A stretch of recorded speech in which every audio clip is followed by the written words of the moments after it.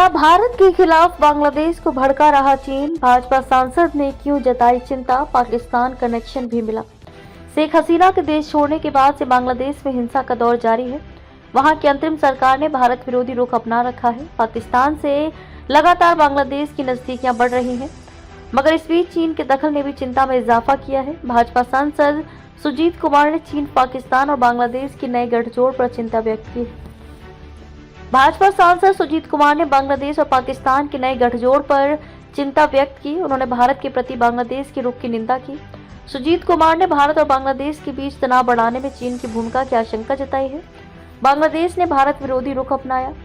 सियांग वार्ता 2.0 के दौरान सुजीत कुमार ने कहा कि बांग्लादेश ने खुले तौर पर भारत विरोधी रुख अपनाया है और अब उसने पाकिस्तान के साथ साझेदारी भी की है। चीन भी मुश्किल हालात में फायदा उठाने की कोशिश करेगा। यही वजह है कि चीन, पाकिस्तान और बांग्लादेश की ये दुष्ट धुरी परेशान करती है। अगर ये धुरी बनती है तो भारत के लिए बहुत चिंताजनक होगा। मोहम्मद यूनुस ने आंख मूंद रखी।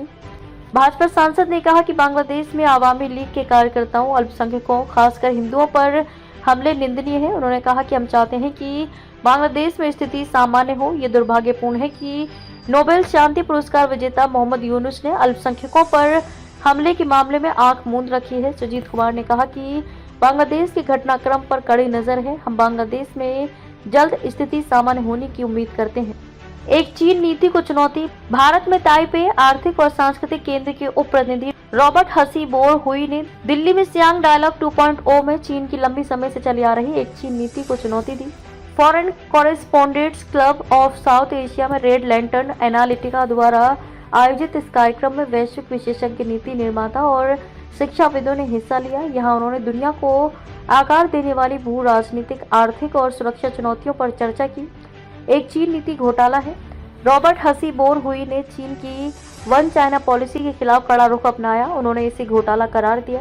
उन्होंने कहा कि वन चाइना सिद्धांत यह है कि केवल एक चीन है और पीआरसी चीन की एकमात्र कानूनी सरकार है।